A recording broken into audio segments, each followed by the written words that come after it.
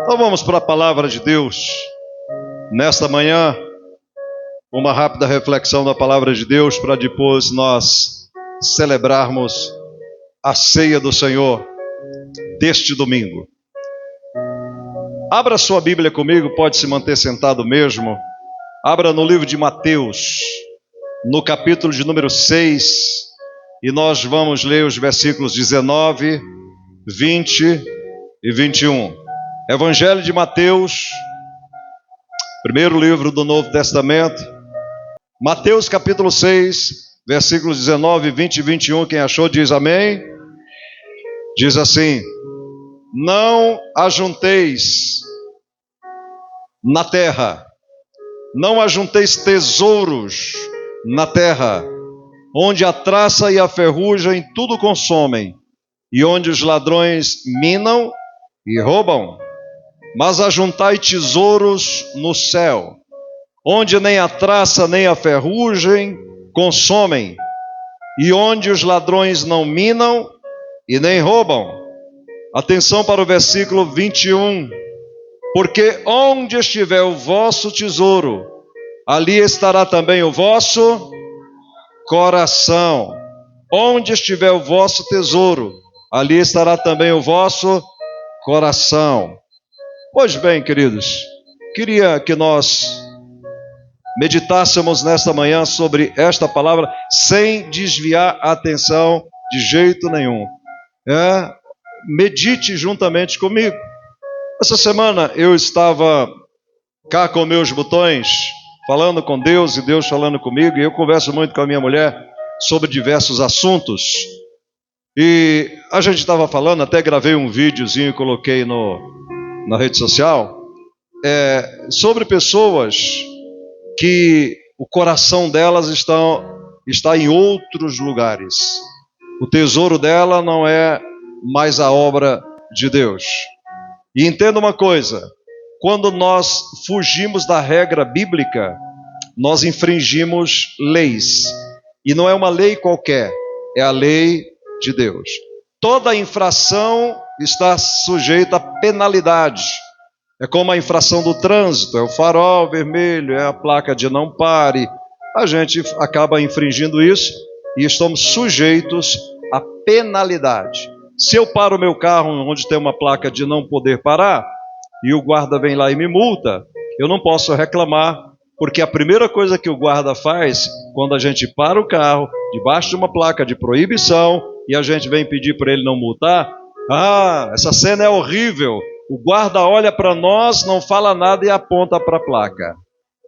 Como quem diz, você não viu isso aqui?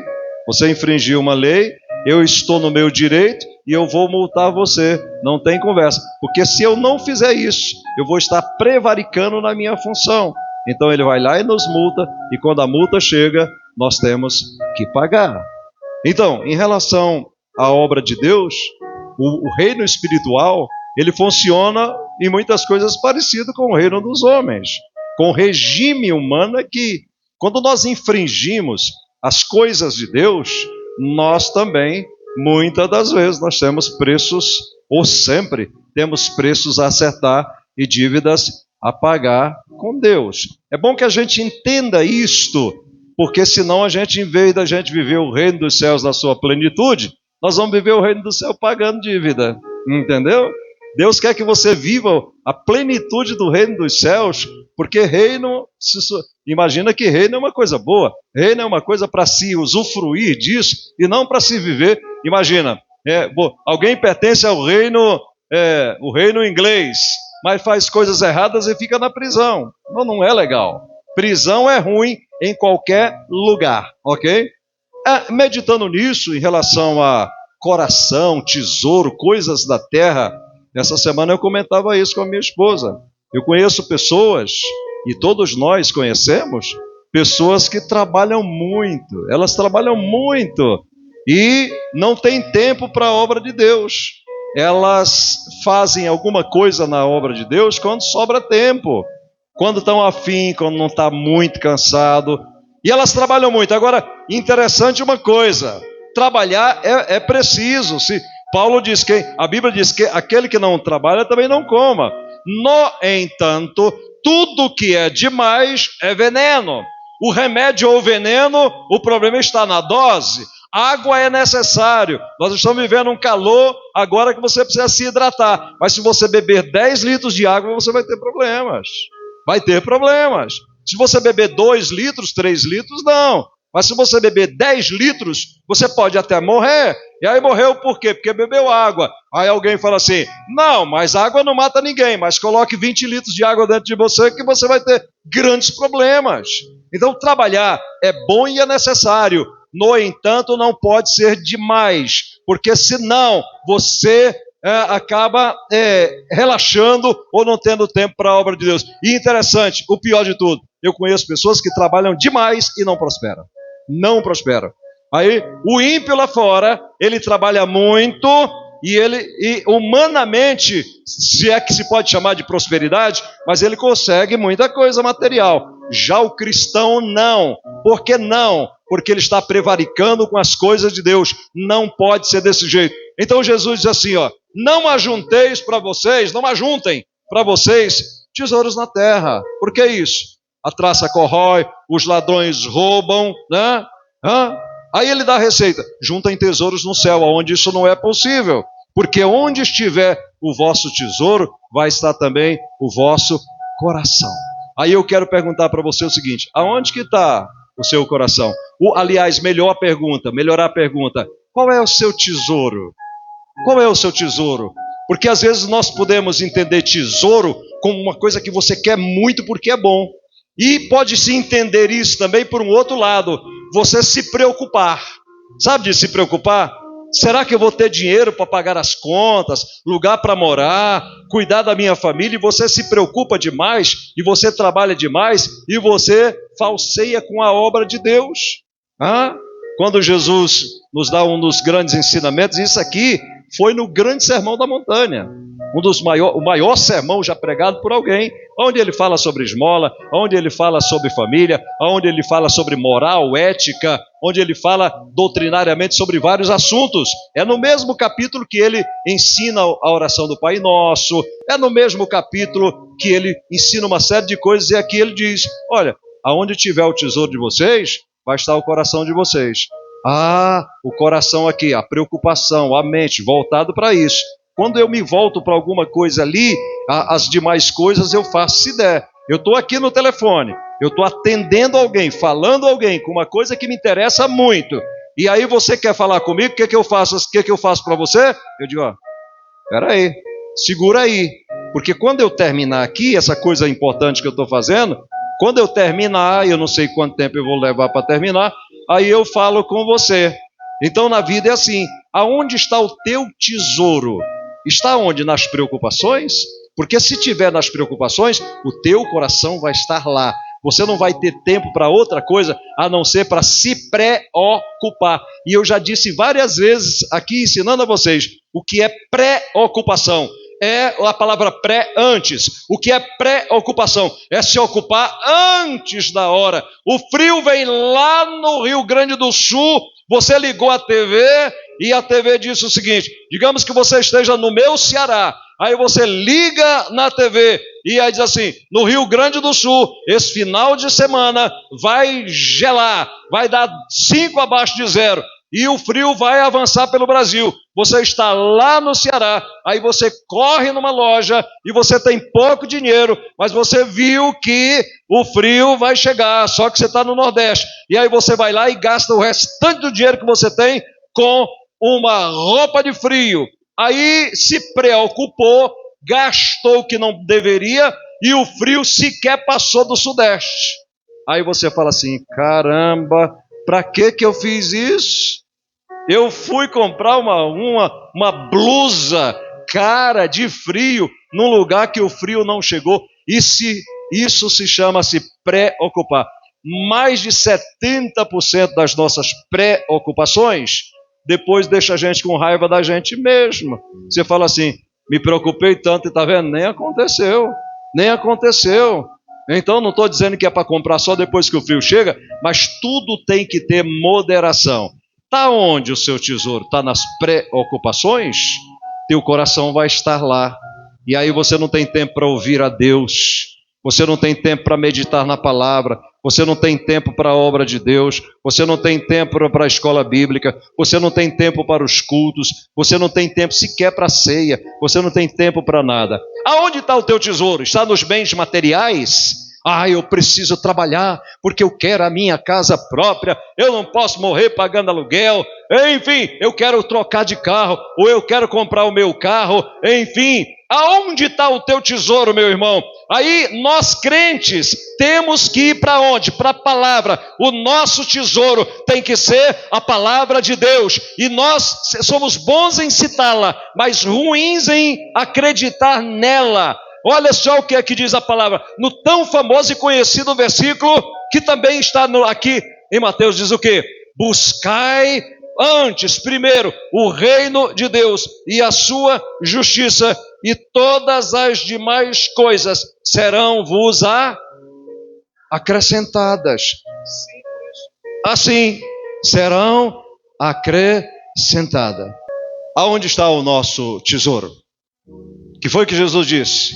Quando ele pega discípulos se preocupando com o que comer, com o que beber, com o que vestir. Eu acho isso lindo, Jesus dando ensinamentos tão profundos para homens simples, de uma forma que eles pudessem entender. Aí ele usa exemplos que eles conheciam muito bem. Ele não foi filosofar, ele não foi cientificamente falar coisas que Pedro não ia entender. Pedro, André, Tiago, João, homens simples, pescadores. Aí ele diz o seguinte: sabe o que vocês fazem? Vou dar um exemplo. Olhem para os pássaros. Eles não plantam, não se preocupam com isso, todavia, e nem cegam, todavia o vosso Pai Celestial os alimenta. Olhem também para o matinho lá, os lírios do campo. Eles não tecem roupa, não fiam, não tecem roupa. Aí ele fala uma coisa que eles vão entender muito bem. Contudo eu vos digo, que nem mesmo Salomão, era o cara, podia vestir roupa de ouro, nem mesmo Salomão, em toda a sua glória, em todo o seu reino, se vestiu como se vestem eles, os pequenos lírios do campo. Então, homens de pequena fé, se Deus alimenta os pássaros, se Deus veste os lírios do campo, porventura não cuidará também de vocês, homens de pouca fé, de pequena fé. Então aprendam isso. Buscai em primeiríssimo lugar o reino de Deus, e essas preocupações que vocês têm, as demais coisas, o Senhor Deus as acrescentará na vida de vocês. Por isso que eu chamo a atenção do crente. Onde está o nosso tesouro? Tem que estar na obra, tem que estar na palavra. Eu sou um pastor e eu tenho meus negócios. Eu sempre tive há anos empresas. Então imagina, mas o meu coração não está na empresa em primeiro lugar. O meu coração está em Deus, está na palavra. E cada cliente que Deus me manda, cada atendimento, cada venda que nós fazemos, nós louvamos a Deus. Aliás, um dos diferenciais que hoje, os mais de quase 50 mil seguidores que eu tenho no canal da empresa, da Purilife, e muitos deles, quando me ligam, quando entram em contato pelo WhatsApp, eles não deixam de salientar uma coisa, citar uma coisa, dizer assim: gosto dos seus vídeos, porque você começa agradecendo a Deus. É isto mesmo. Quando eu faço um vídeo, eu falo: seja muito bem-vindo a mais um vídeo da Purilife, agradecendo primeiro a Deus e depois a você que é nosso cliente. Primeiro a Deus. O coração tem que estar. Aonde estiver o vosso tesouro, ali estará também o vosso coração. O nosso coração precisa estar na obra de Deus. Está em outros lugares. É igual casamento. Eu gosto muito de comparar esse relacionamento. Crente, igreja, Deus, com o relacionamento conjugal.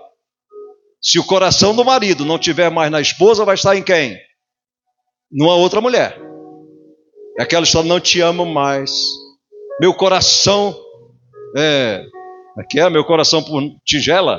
Meu coração não bate mais por ti. Vai bater por alguém. É a mulher que o coração não está mais no marido.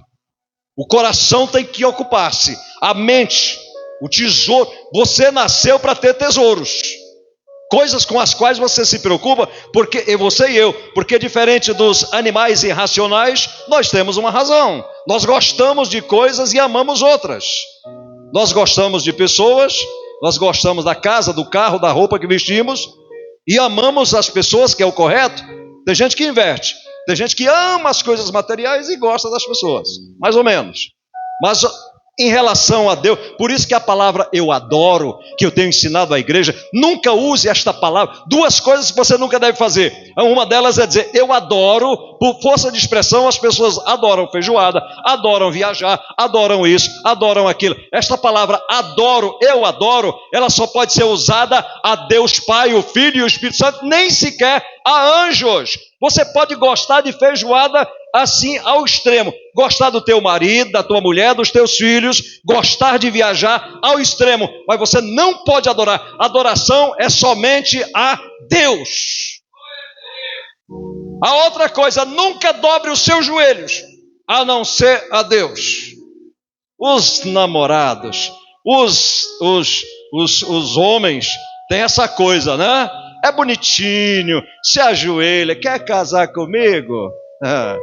Os nossos joelhos nunca podem ser dobrados, a não ser para o Rei dos Reis e Senhor dos Senhores. Então o nosso coração tem que estar aonde tiver o nosso tesouro, e o nosso tesouro tem que ser a palavra de Deus. O diabo faz tudo hoje para roubar isso. Põe o coração nas riquezas, põe o coração nisso, e pior ainda, nas preocupações. Põe o coração na... Tem uns que falam assim,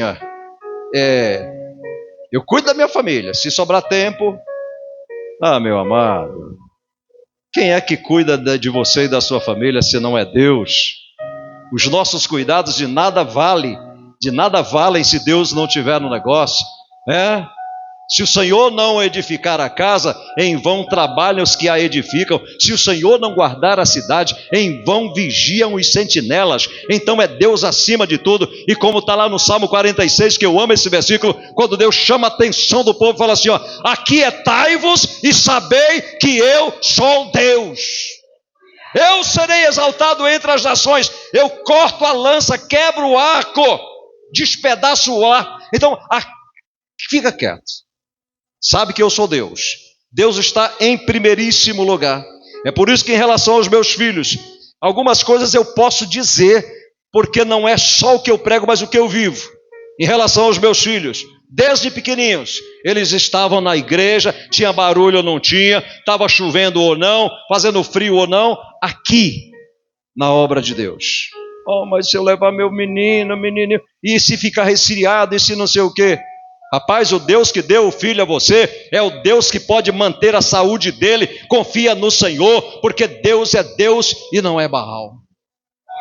Onde estiver o vosso tesouro, estará também o vosso coração.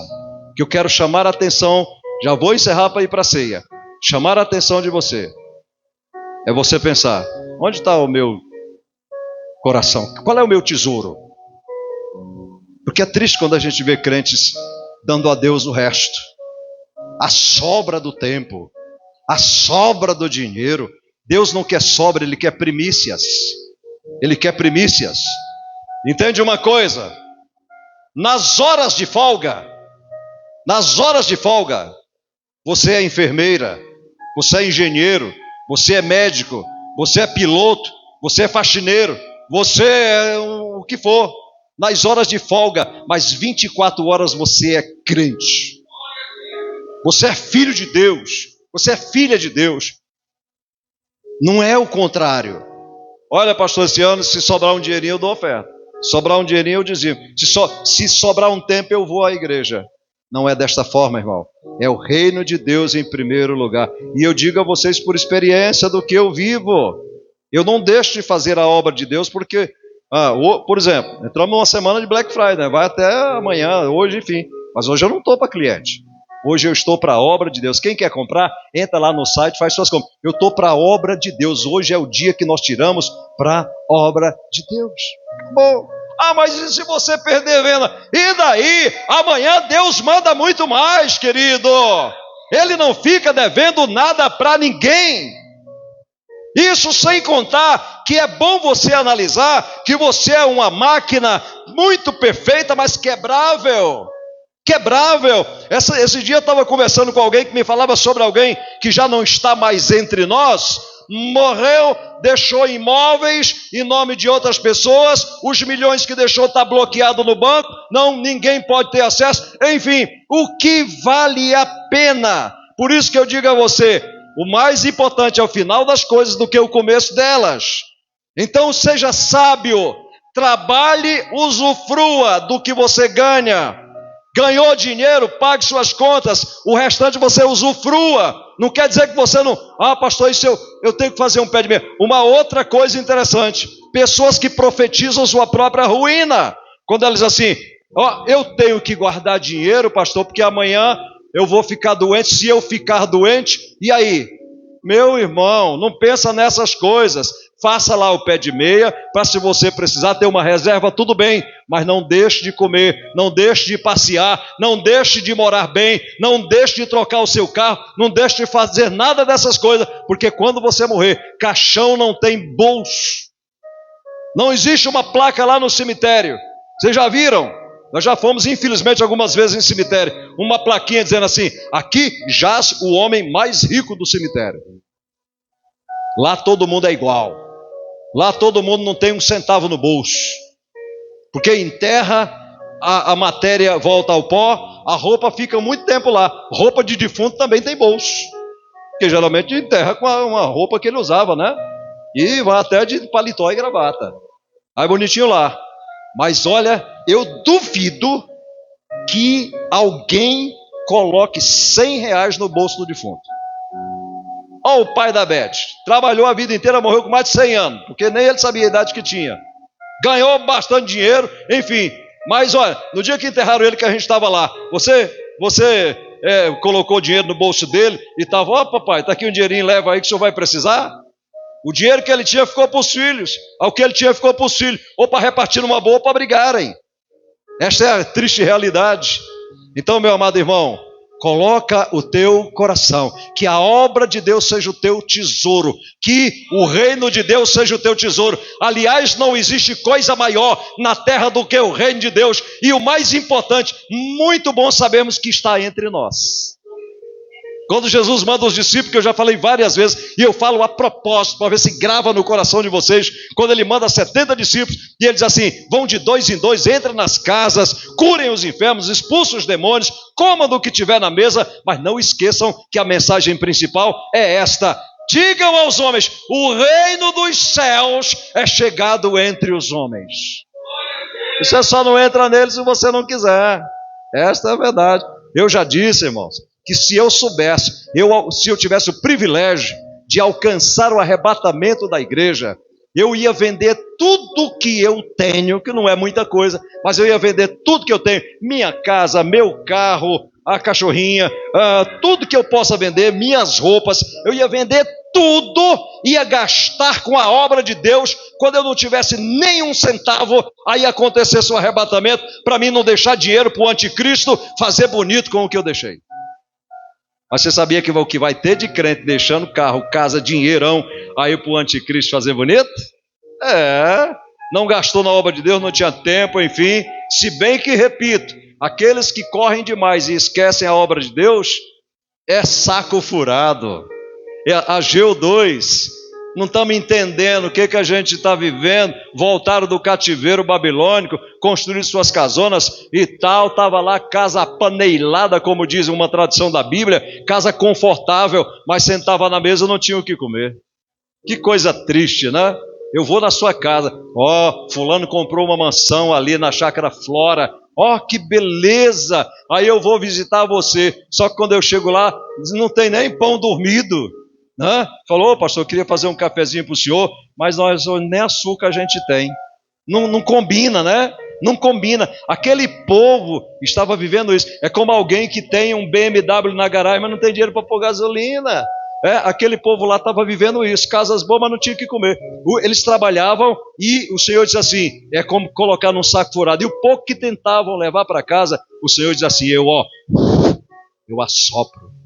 Por que isso? Porque vocês estão esquecendo da minha casa. Vocês construíram a casa de vocês, vocês se preocuparam com as empresas de vocês, mas vocês esqueceram da minha casa. Enquanto vocês não corrigirem isso, é isso que vocês vão viver. Aí Zorobabel inflama o povo e falou, sabe uma coisa? Burrice, ficar fazendo isso. Então vamos fazer o que Deus está mandando. Aí a Bíblia diz que eles subiram ao monte, cortaram madeira. Subir ao monte não é fácil. Cortar madeira e descer com a madeira também não é fácil. Mas eles subiram ao monte, cortaram madeira, edificaram a casa, aí as coisas mudaram. Quando eles construíram a casa, eles ouviram uma pergunta e uma afirmação.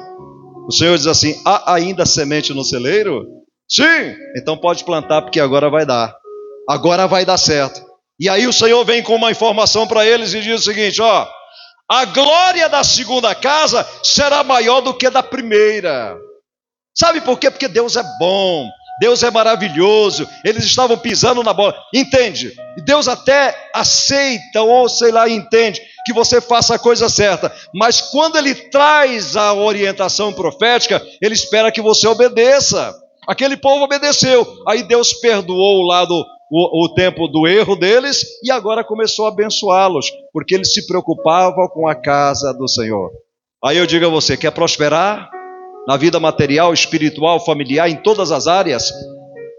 Coloca o teu coração no tesouro chamado obra de Deus, no tesouro chamado reino de Deus. Não dê a Deus o resto, não dê a Deus a sobra, e você vai ver que Deus vai te fazer prosperar. Então vá para casa hoje com esse pensamento, aonde está o meu tesouro? Aliás, o que é o meu tesouro?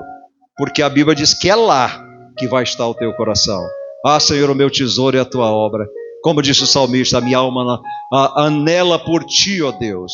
Assim como as costas anseiam pelas correntes das águas, assim a minha alma anseia por ti, ó Deus. Será? Ou só quando a coisa aperta? Deus não quer ser presente na tua vida quando Ele tem que puxar suas orelhas. Porque tem gente que é assim. Está bem, esquece a obra, esquece Deus, aí Deus puxa, dá uma chamada, aí se humilha, aí pede oração, aí não falta nos cultos e tal. Deus quer tratar com você como pai amoroso, e Ele quer que você seja filho obediente. Esta é a verdade. Então que Deus abençoe. Não vou me prolongar, quero só que você fique com isso. Aonde está? Quem disse isso aqui não foi nenhum filósofo da terra, foi Jesus. Não fica juntando tesouro na terra não, tá? Os ladrões roubam, enfim. Essa semana eu falei com um cliente meu que tinha uma bela de uma casa em Tatuapé. Ele falou, minha casa tinha piscina, tinha tudo tal. Entrou o ladrão, pôs a arma em cima dele, da mulher, levou a picape dele, levou um monte de coisa dele. E ele falou, hoje, infelizmente, eu vendi a casa e estou morando num apartamento bem pequenininho que eu não posso fazer. Eu não posso gemer, que dar uma gemida aqui que o vizinho bate na parede ali, dizendo que eu estou perturbando. Entendeu? Não junta tesouro aqui, não. Não estou dizendo que você não tem que conseguir as coisas. Mas é primeiro o reino de Deus. Porque aí quando Deus te der a casa, Ele dá uma casa onde você pode ter paz dentro dela. Aonde o vizinho não vai se sentir perturbado. Quando Deus te der um carro, é um carro que não quebra. Quando Deus te der uma empresa, é uma empresa fluente. Deus não dá porcaria para ninguém, irmãos. Deus não põe bomba na mão de ninguém. Deus só põe bênção. Ok? Glória a Deus. Faz sentido o que você ouviu? Então aplauda ao Senhor. A Ele seja a honra, a glória, o domínio, para todos sempre. Aleluia. Para esta palavra do Senhor, nesta manhã.